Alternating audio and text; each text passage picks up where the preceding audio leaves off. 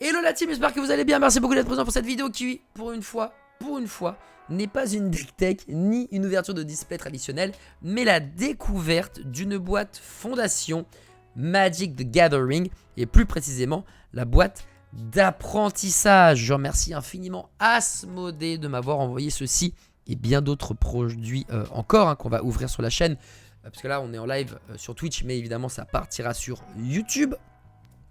Merci beaucoup de m'avoir envoyé tout ça. Fondation qui a pour but bien de régaler les petits comme les grinds. Ce but ultime est de faire en sorte que les vieux de la vieille puissent cohabiter avec les petits nouveaux. On sent que Magic l'Assemblée, parfois, c'est compliqué. Les gens ont peur de jouer à Magic l'Assemblée. C'est trop compliqué, c'est trop vieux, on comprend pas tout, etc., etc.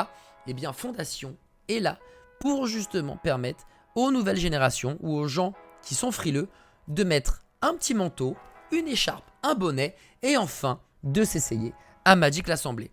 C'est même écrit ici, le meilleur moyen d'apprendre à jouer. Donc dans cette boîte, il y a pas mal de choses.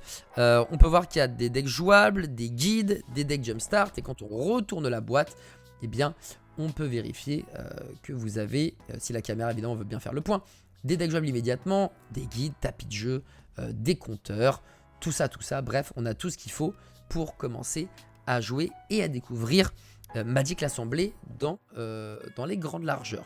Le but de cette vidéo, au-delà de vous montrer la boîte d'apprentissage, c'est de se dire, est-ce que la boîte d'apprentissage Fondation suffit, effectivement, pour démarrer Magic l'Assemblée? Est-ce qu'on n'a pas besoin peut-être de Magic Arena, qui est l'application gratuite sur téléphone, PC, etc., tablette, et qui pour moi était jusque-là le meilleur moyen d'apprendre à jouer à Magic parce que le tuto est vraiment mortel et tu vois l'animation à l'écran, tu vois ce que tu peux faire, ce que tu peux pas faire. Bref, je trouve ça vraiment très chouette. Voyons voir maintenant si avoir une boîte solide va permettre bien, de rajouter un peu plus de facilité aux nouveaux joueurs. J'ouvre comme un vandale, hein. J'ouvre avec les chicots, les amis. Si vous voyez comment j'ouvre mes boosters Magic, vous seriez fou de rage. J'en profite aussi pour dire que Fondation, ça sort le 8 novembre dans toutes les bonnes crèmeries. Qu'ici, on a un code Adibou chez Play-in, qui est Adibou 2024, comme Bandit 2024, Magic Chic 2024, Valpel 2024, etc., etc.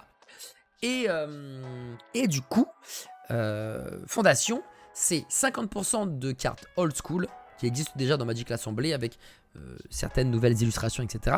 Et 50% de nouvelles cartes. D'où le meilleur des deux mondes entre modernité et tradition, entre les nostalgiques et les gars qui jouent à Magic et qui connaissent bien, et les petits nouveaux qui, eux, eh bien, vont découvrir comme ça. C'est un giga starter pack en gros. On pourrait dire ça, sauf que tu vas en plus apprendre à jouer concrètement. Les starter packs, la plupart du temps, c'est 2 decks de démarrage et roule ma poule avec des petites règles du jeu.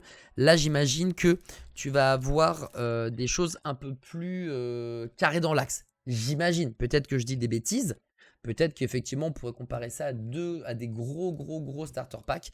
Mais je pense que c'est un peu plus balèze. J'imagine. Après, justement, cette vidéo est là pour découvrir est-ce que j'ai raison ou pas. Le 8 novembre, ah oui, le 8 novembre, il y a trop de TCG qui sortent. Il y a trop de en tout cas, dans la semaine du 8 novembre et du 15 novembre, il y a le nouveau Star Wars, il y a Magic l'Assemblée. Donc, Star Wars, c'est le Crépuscule de la République, je crois, quelque chose comme ça. Je crois que Asmodée m'avait envoyé aussi ça aussi. Voilà, c'est le Crépuscule de la République, hop les, qui sort la semaine du 8. On a évidemment la Mer Azuri qui sortira le 15. On a Magic l'Assemblée qui sort le 8, puis ensuite le 15. Bref, en vrai, on mange bien. C'est un peu comme l'académie de combat chez Pokémon. Ouais, à la limite, Elotine, j'imagine que c'est plus comme l'académie de combat Pokémon. Ouais, je pense qu'il y a un truc comme ça. Effectivement, je pense que t'as raison. Donc, on a, boum. Et Pokémon aussi qui sort le 8. Tout sort le 8, les amis, ils ont décidé de... Ça nous arrange pas, niveau finance, ça. Bref, donc on a les règles du jeu. On a une vingtaine, un peu moins d'une vingtaine de pages où on t'apprend comment jouer à Magic l'Assemblée. Si encore une fois la caméra veut bien faire le point, ça serait très chouette. Donc on a l'anatomie d'une carte Magic, ça me fait rire, on se croirait en cours d'SVT. Donc coupure, césure à l'hémistiche, hein, voilà, d'une carte Magic, le nom de la carte, le coup de mana, le symbole de l'extension, la force et l'endurance, la ligne de type et l'encadré de texte. Vous avez le détail qui est ici présent. Vous avez les différents types de cartes. Qu'est-ce qu'un permanent? Parce que c'est un mot qui a une sorte de mot, peut-être pas de mot-clé, mais en tout cas un mot qui apparaît souvent. Des terrains, c'est la ressource avec laquelle vous allez pouvoir payer vos cartes, lancer vos sorts en tant que magicien. Qu'est-ce qu'une carte de créature? Les cartes d'artefacts, etc., etc. Les planeswalkers. Et des trucs un peu plus compliqués qu'il n'y a pas dans les jeux de cartes modernes, qui sont beaucoup plus faciles à prendre en main et qui font que c'est peut-être plus sexy aussi parce que ça fait moins peur. Les rituels et les éphémères, parce que dans Magic l'Assemblée, on peut jouer pendant le tour de son adversaire. Et du coup, ça démultiplie le champ des possibles. Il y a des ordres de priorité en rituel et même en éphémère. Tu peux généralement un peu quand tu veux. On va pas rentrer dans les détails. Il y a des moments avec le split second où ça casse la dynamique. Mais effectivement, voilà. Il y a des choses. Il y a des choses. Et je trouve que répondre aux sorts et aux capacités, c'est ça que se propose l'éphémère. C'est très bien répondu et le grand public comprendra instantanément. On va avoir ensuite la zone de jeu, comment est la zone de jeu, etc. etc. Et vous avez le lexique, exil, champ de bataille, cimetière, bibliothèque. Bon, pour le moment, c'est concis.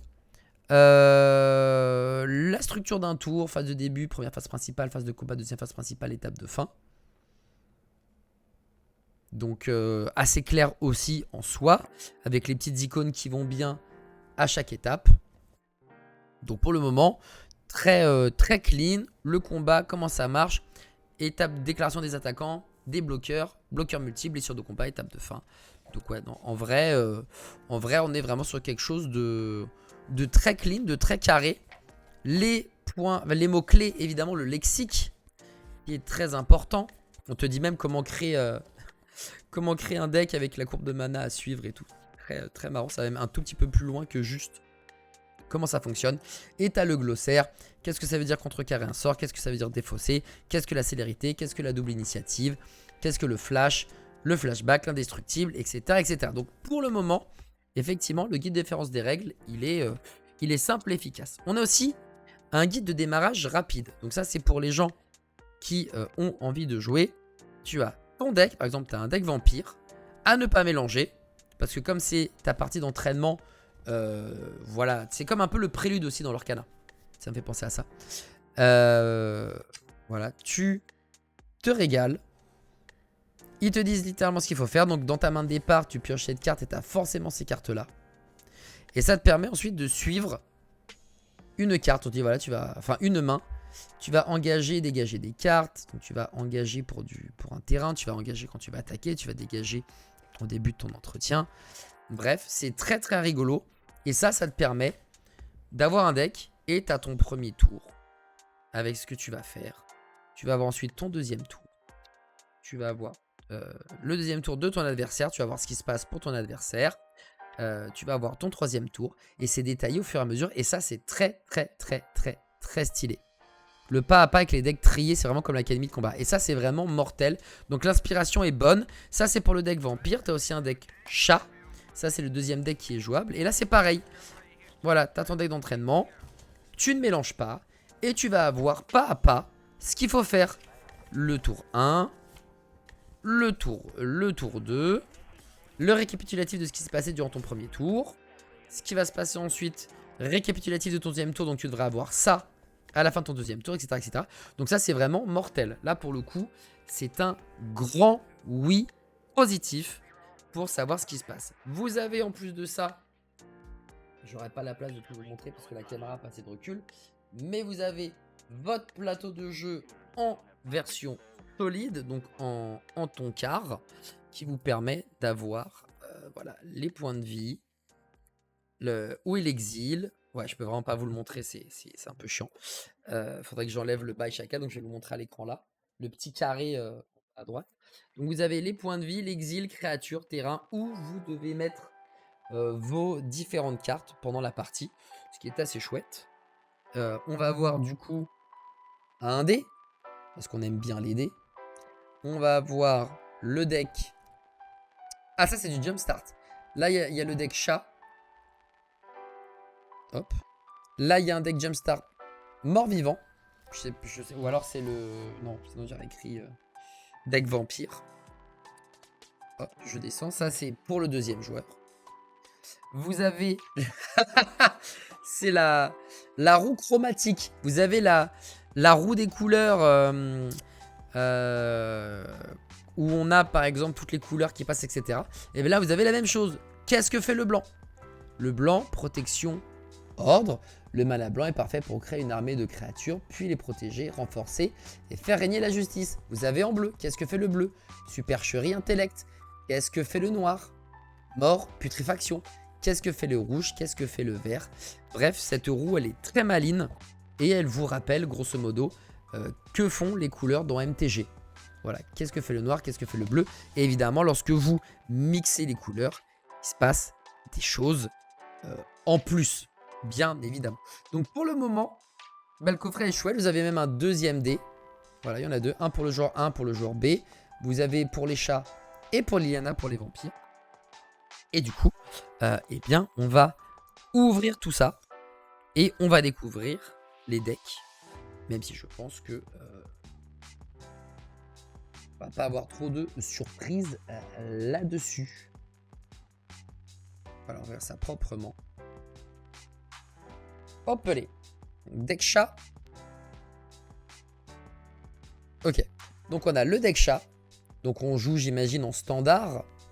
Puisque Fondation est, de ce que j'ai cru comprendre là, pour façonner le standard jusqu'en 2029. Donc le standard, c'est un format Magic Assemblée. Moi, je ne joue qu'en EDH.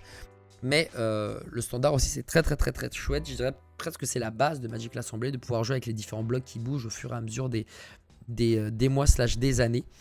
Et donc là, c'est pas de l'EDH, donc vous n'avez pas 100 cartes, mais vous en avez 60. Et donc là, voilà, faut pas le mélanger. Comme ça, tu vas piocher 1, 2, 3, 4, 5, 6, 7.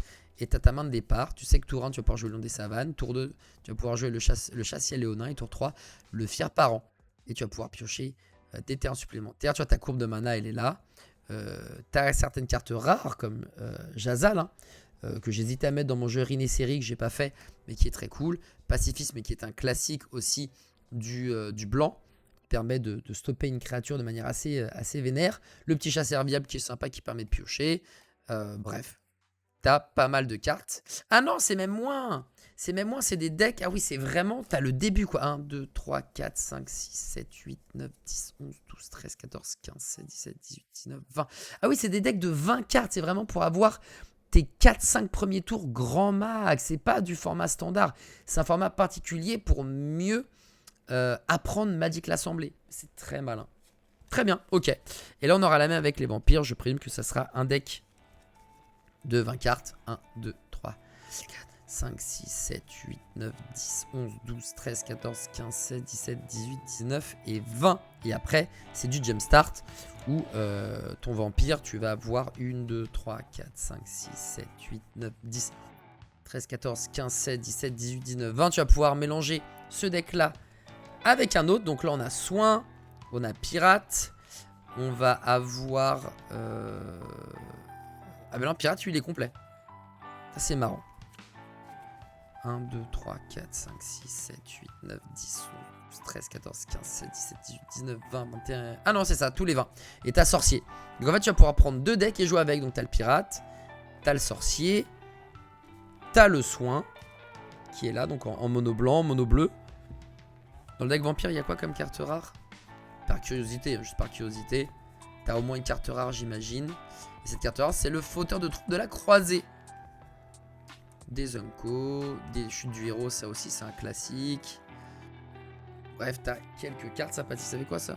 Ok, très bien. Deck chat, deck chat. Et à l'intérieur, vous avez du coup la fin de vos decks Jumpstart. Donc Jumpstart, c'est vous prenez deux decks et vous jouez. Voilà, il y a des boosters Jumpstart qui existent dans lesquels vous avez deux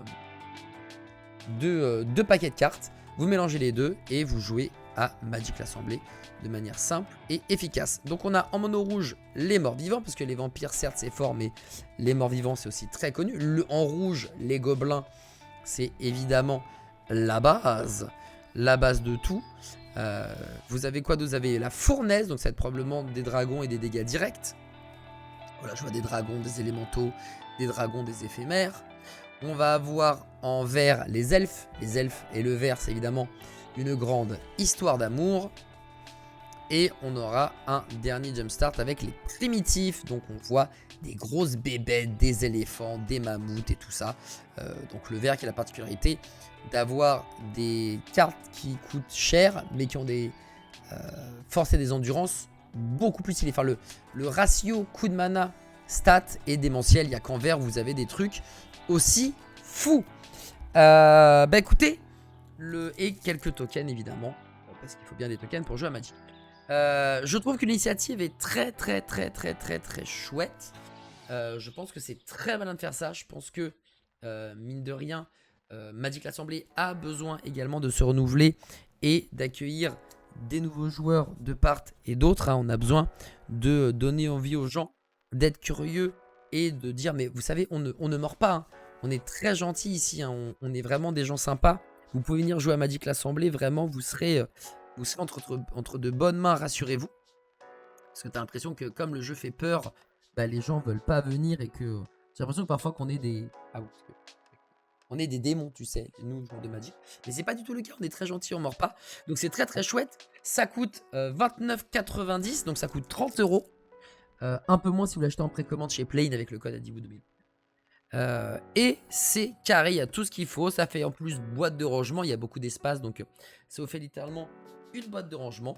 Et vous avez de quoi jouer et jouer une fois que vous êtes bien chaud. Alors je mettrai quand même un petit bémol. Je pense que c'est très bien pour commencer.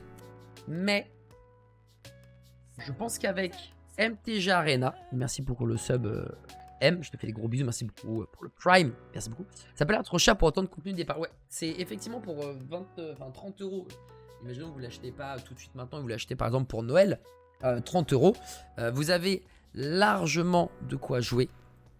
Largement. Genre vraiment, vous êtes très large.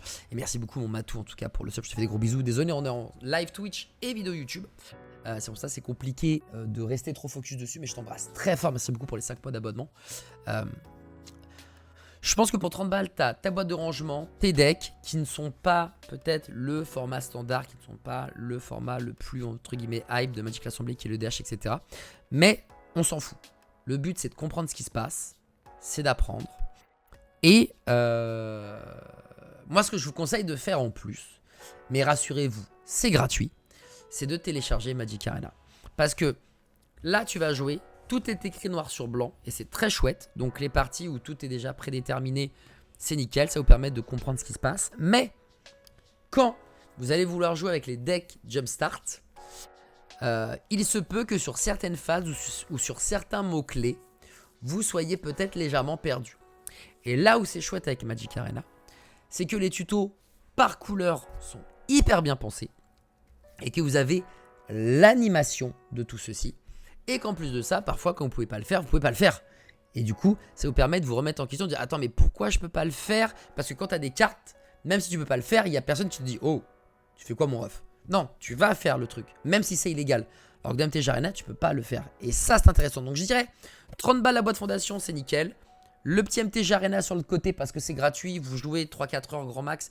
Et là, vous êtes paré à faire plein de parties fondation et dès que vous vous sentez prêt, là vous passez au format standard ou vous passez au format EDH et petit à petit vous complexifiez vos decks et ça vous permet de passer l'étape au-dessus avec des transitions qui sont douces et pas des trucs trop compliqués, abrupts qui vont vous dégoûter de Magic l'Assemblée. Donc voilà mon ressenti par rapport à cette boîte d'apprentissage fondation qui, on le rappelle, sort le 8 novembre dans toutes les bonnes crèmeries, notamment Play-in ou en grande surface, etc. à partir du 15 novembre. Moi les amis, je vous remercie d'avoir été présents sur cette vidéo. Je vous embrasse très fort. Il y a une autre vidéo qui va arriver samedi qui elle sera une deck tech Nécusard. Donc on va faire, je l'ai appelé la roue de la fortune, hein, évidemment. C'est la roue tourne, comme dirait ce bon vieux Ribéry, la roue tournera. Ça c'est samedi et la semaine prochaine, eh bien, il y a une autre vidéo YouTube et un autre live Twitch qui aura lieu avec cette fois-ci l'ouverture de la display fondation, voilà, qui est juste ici, la display fondation qui va être ouverte. Et on a aussi reçu ça de la part d'Asmodée, qui est un starter collection avec lequel, eh bien, vous allez faire du deck building tranquillement puisque vous avez 350 cartes là-dedans. Et ça, je vais regarder les prix. Est-ce que j'ai les prix du starter? Donc la display, elle est aux alentours de 160 €.